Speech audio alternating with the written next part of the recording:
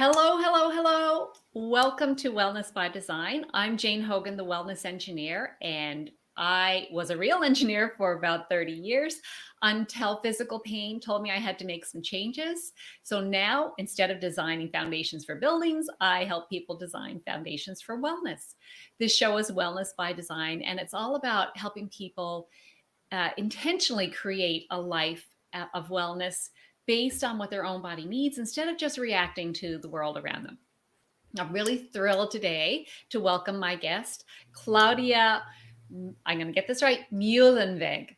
Hope that's right. Claudia, Well welcome to done. Thank you. I'm excited to be here.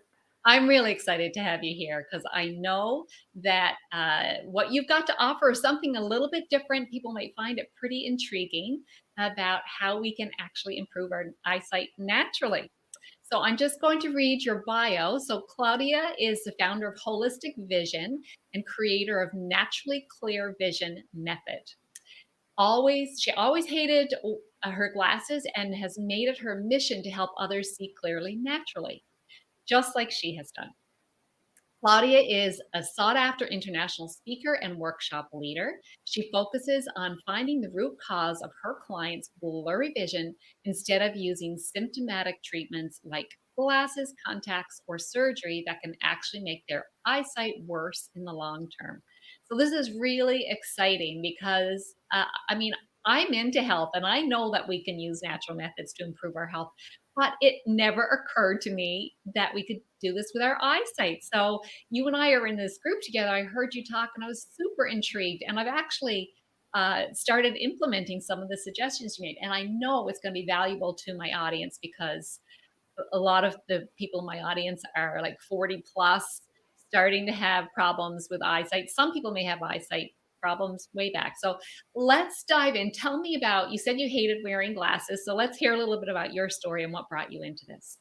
Yeah, I got my first pair of glasses at age 3. And what I was, for those of you that don't, I was farsighted and I had what's called a convergent squint. So my right eye was going in and I hated the glasses. I mean, children, they're just in the way, they fall down, they break. And the worst thing is once I got into school, I was teased and bullied, and I'm a child of the 60s. And back then, like, nobody wore glasses. There was one other kid in my class and he was like the super smart professor, like who knew the answer to everything. So I felt really isolated and lonely and really didn't have any friends. I wasn't part of the cool club. And I don't know in hindsight what happened, but I started playing handball at age 12 and I couldn't wear my glasses because they were real glasses. So after 4 years of doing that and being outside and had eye coordination, catching the ball, which, my depth perception was challenged. So that was really like, that's what I would do with clients now, right? Doing these kind of things. The doctor said, "Oh, you don't need your glasses anymore." And I was like what? So that changed my life. Boys would be like, "You have pretty eyes." And anyway, so eventually, one thing I want to say, my vision got really bad again when I was like 18 during my high school exams. And I was so horrified of being back in glasses that I searched all the bookstores in my hometown, found a book on natural vision improvement. And that's when I started that journey and I got rid of my glasses. I was back in glasses in my early 40s or late 30s, early 40s. And then one night I had an epiphany because I came home from a party and I took my glasses off and my vision was so bad. And that always bothered me that I put my there was blur. I put them on, I wore them. And when I took them off, my vision was always way worse than it was before. And that night I was like, this is if I continue this way, I'm going to be like really blind. I felt really worried. So I dug out that book, did the thing, found a teacher, and long story short, I did a whole teacher training. So that was many moons ago. Oh, wow. Wow. That's pretty amazing. I had a little bit of an experience myself back I didn't wear glasses. Well, I got contacts in my mid 20s and very mild prescription, but I still wore them all the time because I didn't want to wear glasses. And back I think it was around my 40s, I got a bit of an eye infection. So I couldn't wear my contacts for a few days. And I noticed that, I didn't have them on, but I didn't wear glasses. And, things are a little blurry, but not that bad. And I just decided then I'm not going to keep wearing contacts. I'm going to go without them. Now, I did still have my glasses for night driving because that's when I really wanted to make sure, obviously, that I have crystal clear vision. But for the most part, I just didn't wear them. And actually, over the next couple of years, my prescription got less and less. So I was probably -1, and I went down, actually -1.25 in one eye. And then I went down to -0.5. And I don't even know what I am now, but I don't wear glasses anymore. However, in the 50s, I actually started, my near vision started to go, and I started to need reading glasses. And now I'm to the point where I got reading glasses in every room. And I know it doesn't seem right. And so I didn't think there was anything I could do about that, even though I already had this other experience. But you're here to tell us that that's not true, right? That there is something we can do about it. Even this, what would you call, I guess, the reading glasses. What do you call that? What's the term for that? That's called presbyopia. And I would like to ask you, have you noticed that your vision is declining really fast after you started wearing them? Yes, really fast. Because I didn't need them at all until I think about 4 years ago. And now I need them all the time. So really relying on them, and for fine print, computer work, all that kind of stuff. So, and I don't like having to rely on them. It makes me feel older, saying, I got to find my glasses. Like, I don't want to get to the point where I've got them hanging on a chain around my neck, So tell me a little bit, you talked about the 3 myths that keep you chained to glasses. So let's hear about those. So one myth, and we talked about that already a little bit, is that you believe that vision can only go downhill, right? That as we get older, it can only go downhill. And I have so many stories. And one of my dearest friends who died last year at 101, not from COVID, but he celebrated his birthday. I have pictures of me being there. He never wore glasses his whole life, and he could read his phone to the end, and he could see the TV, and he even had a driver's license. And there's so many stories of elderly people that don't need glasses. That's one myth. And I always say, just because something is common doesn't mean it's normal, right? There's a difference. Yes. And the other myth is that, doctor knows best. And you and I are both in the alternative or holistic. I call myself a holistic vision educator in that field. And I don't want to bash the traditional field, because it's very valuable and we do need that. But especially with eye doctors, and I think, what you said in the very beginning, like even with natural health practitioner, there's literally a blind spot about eyesight. But eye doctors, they give you glasses or surgeries, which is, when you think about it, it's a treatment that doesn't really solve the problem. It makes it worse. And would you pay if I come to you with pain and you're like, yeah, let me give you this thing that you put on your whatever hips, and then the pain is getting worse and worse, and then I have to buy a new thing from you just to kind of keep it stable. We would be like, no, this doesn't make any sense. So that, and especially optometrists, there is a few holistic optometrists that I know that also work with natural vision improvement. But the majority, I would say like 99% of optometrists, do really make money by selling glasses and contacts. So it's in their best interest to give you that, half diopter prescription, which you really don't need, right? And it kind of locks you into that nearsightedness or whatever condition you have. And the last myth is that, which is what we're talking about today, that, the belief that only glasses, contacts, or surgery can improve your vision. And they don't actually even improve your vision. They just kind of give you a crutch to see. And so that's kind of the 3 myths. Yeah. Yeah. Oh, that is so good. The belief thing is kind of interesting, because I talk about it all the time with, like with my condition with rheumatoid arthritis, we have a belief, or because we're told that there is no cure, and it's really hard to switch that belief around. Now, I switched the belief around, and I share stories about how to switch that belief around. Again, I never thought about applying it to our vision. Does our vision get worse as we get older because we believe it's going to get worse as we get older, or does it really get worse? I mean, there is some factors. Like when you are a child, you have a power of about 60 diopters of what's called accommodation, like focusing, right? And as we get older, that diminishes a little bit, like much like we get wrinkles and, we do age. It's, we're not like Dorian Gray. I mean, that's the fact. Yeah. However, how you age and how fast has to do with a lot of things. And it starts all in your mind. And it also does relate to your lifestyle, your behavior. Like, for instance, just simple things, I have my computer set up in front of my window. So I just have to look up an inch or centimeter, and I see right like 30 feet into my backyard. So, and that's, the research with Eskimos that never had any vision problems. There was no nearsightedness with Eskimos. And the second they started Western, like learning and sent the kids to school, nearsightedness appeared. So it's both being at the near point a lot, but also, that mental strain, that mental efforting, So it's a lot of different factors. Diet has a factor, especially in so-called age-related eye diseases, which I don't think they're age-related, toxins, environment. I mean, there's so many factors. Yeah. Wow. Yeah. So beliefs,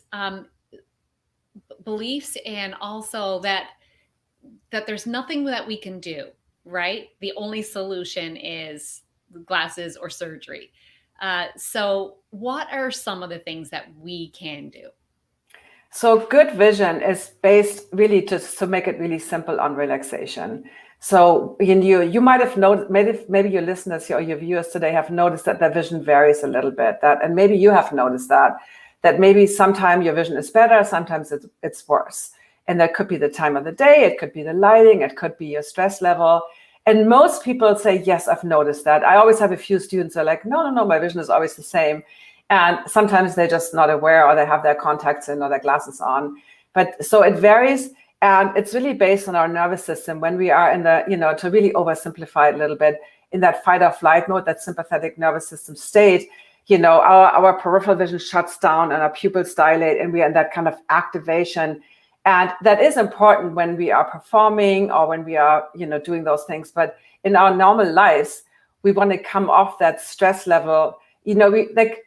How do I say this? But the stress level, there's an active, relaxed focus, right? Where I'm like right now, I'm focused. Yeah, I'm performing. I'm not napping on my couch or whatever. So I have to be present and pay attention, but I'm not stressed. I'm breathing into my belly. I'm relaxed.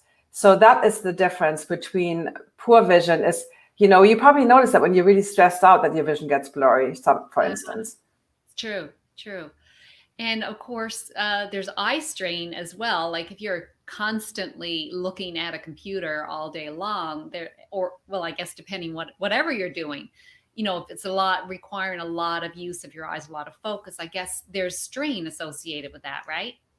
So yeah, I don't have computer eye strain, but it's very common because habits, blinking is one of those things. Blinking is very important. And my friend Sal, the one I talked about, who was 101, he blinked about every second. So blinking lubricates your eyes, and it prevents that kind of like what you said, staring into the computer, like kind of deer in the headlights. So it keeps everything relaxed. It keeps your focus quickly moving, which is another thing that's probably that blew my mind when I first learned that, how small the area of perfect clarity is. And you can all test that. There's words on our screen here, like for instance, the letters of our names.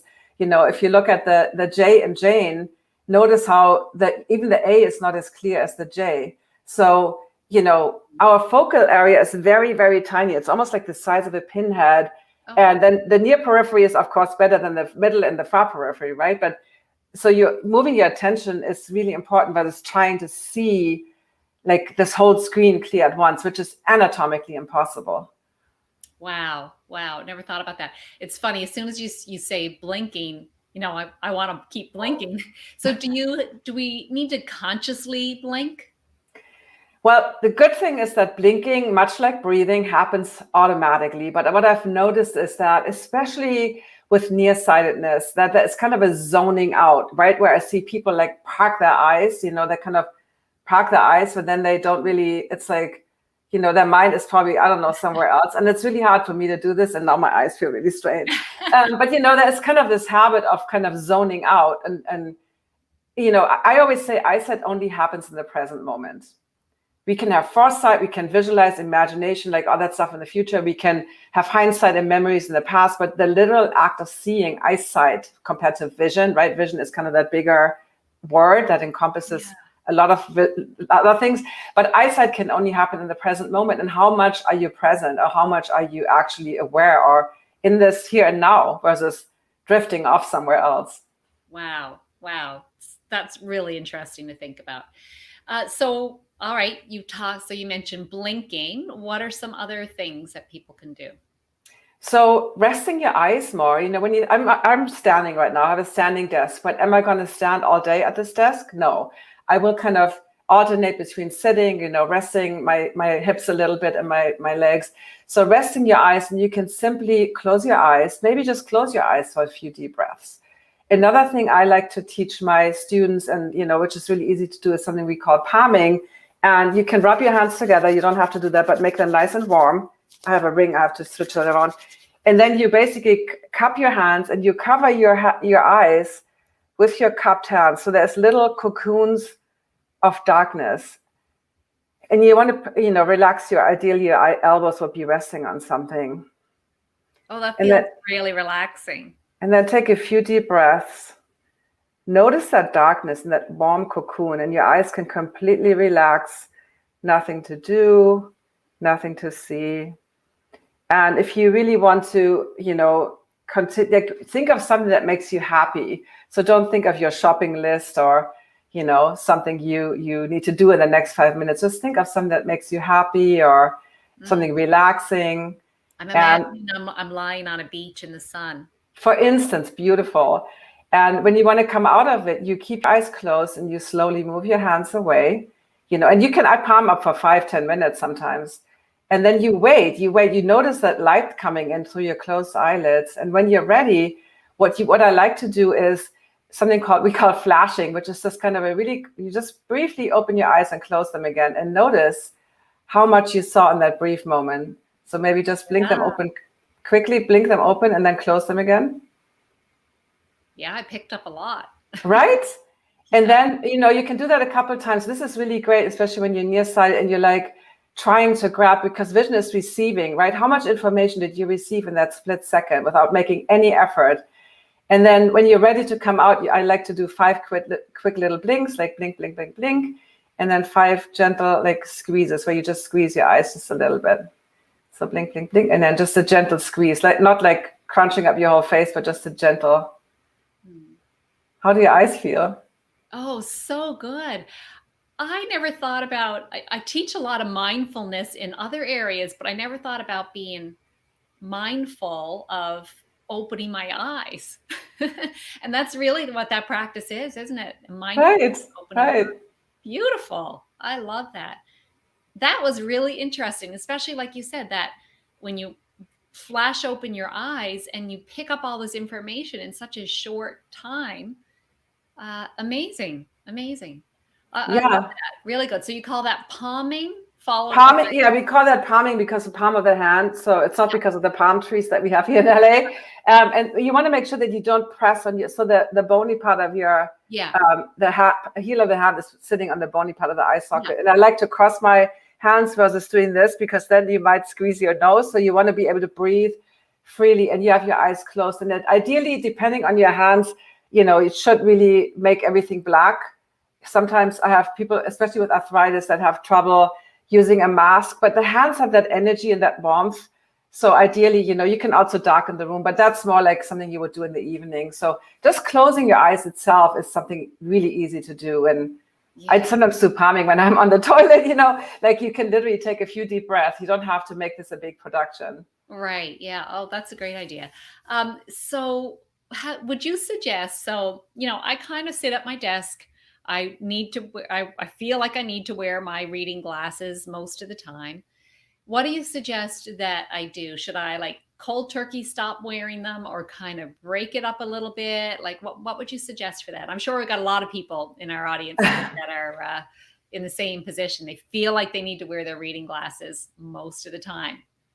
So what I would do, first of all, what I said earlier, notice when your vision is best and when it's worse, kind of finding what I call your strains and your gains.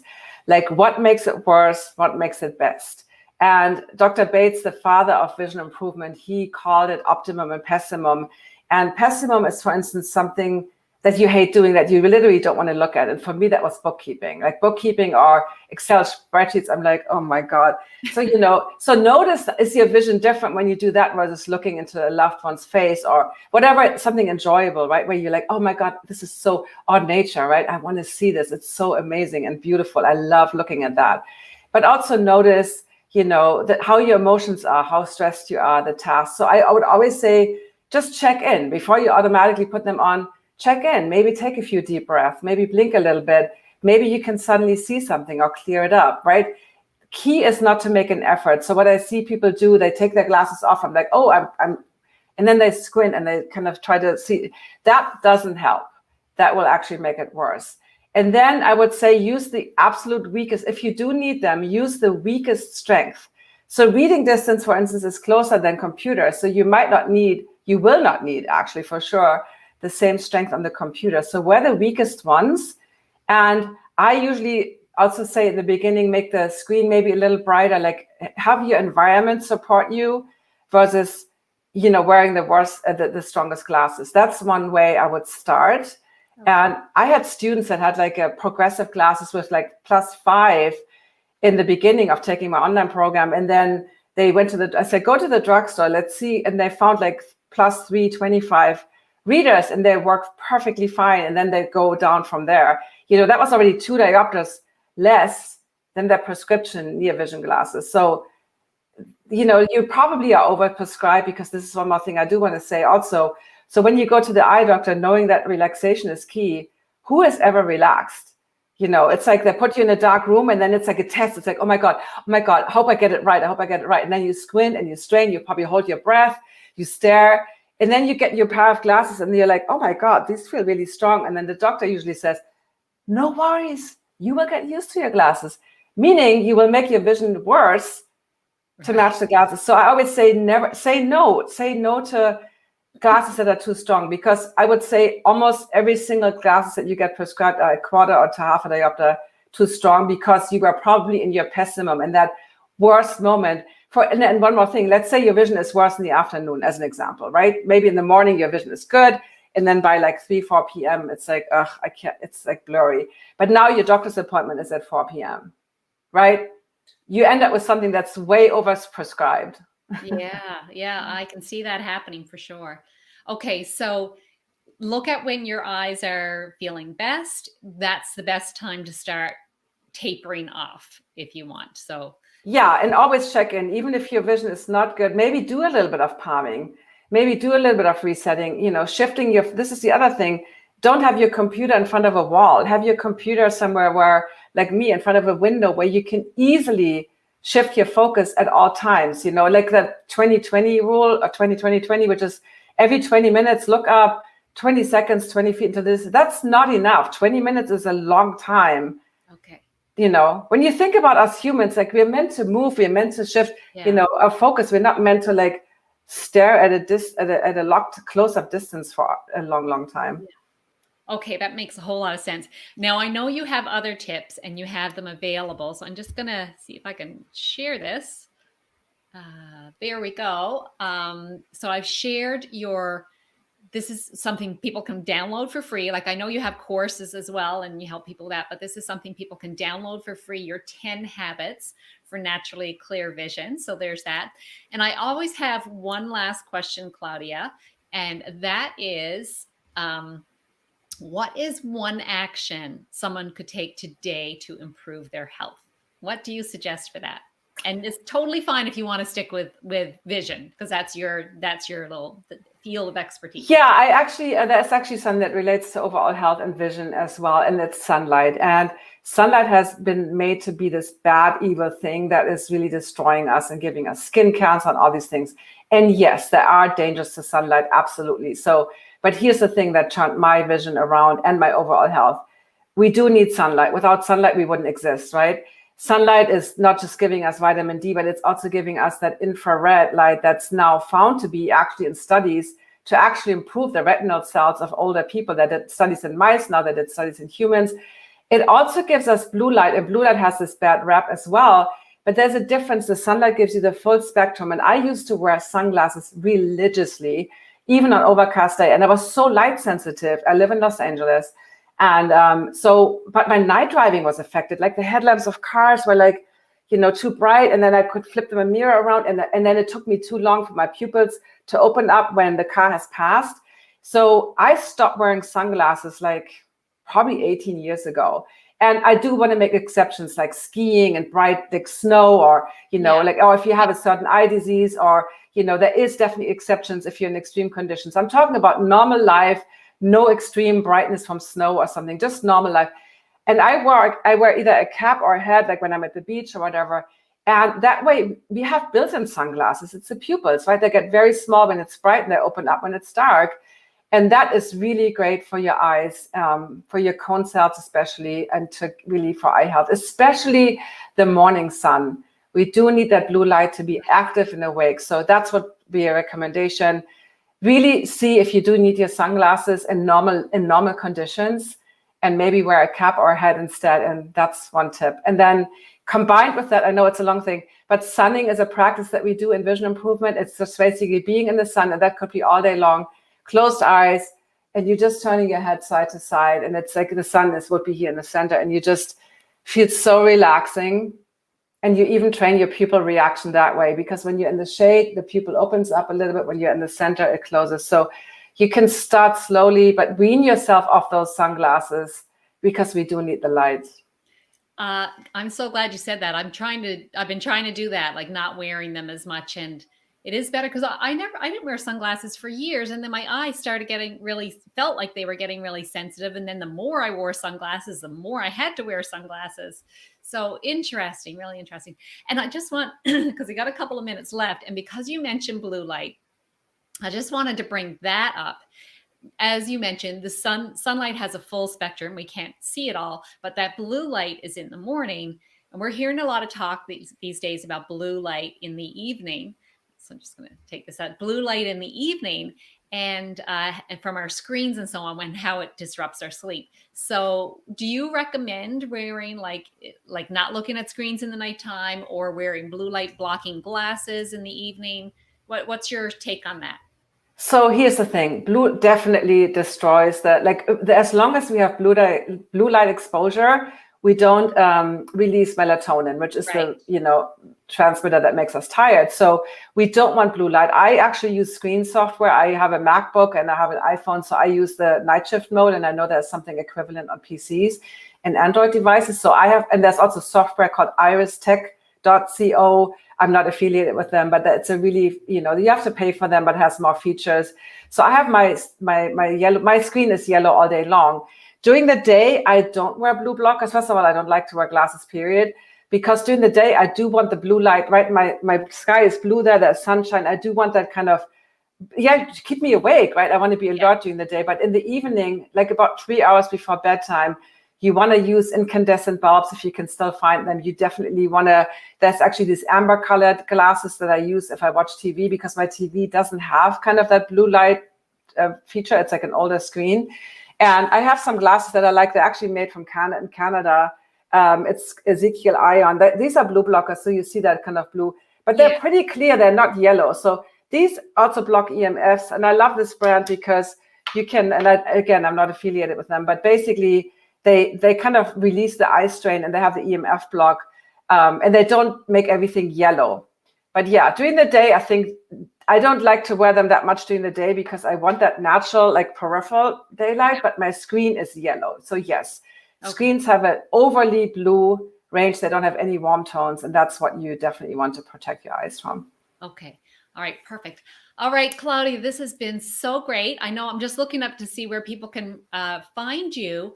I do have all the links there, but your name on Instagram and it is Holistic Vision Coach, right? Is that right? Yeah. Is that the best place where people can find you? Well, Instagram. I'm also on Facebook. I have facebook.com/Claudia Muehlenweg, just my name. Then they can download my 10 Habits for Healthy, Happy Eyes that you mentioned.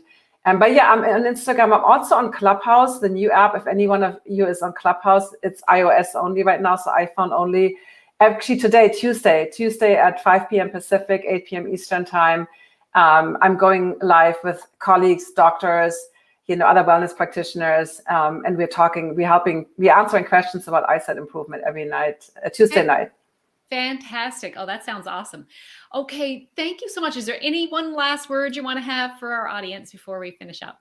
Just really trust yourself. Like, don't believe what eye doctors tell you. And I don't want to say that they're all evil, but they really don't help you keep your eyes. They will diagnose you with an age-related eye disease, which is really not age-related. It's lifestyle related, and you have a lot more control. You basically have full control over your eyesight. So don't leave it up to doctors to decide what's going to happen with your vision.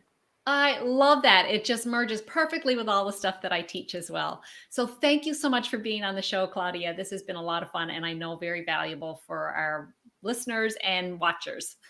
Thank you for having me. Okay. Bye-bye. Bye.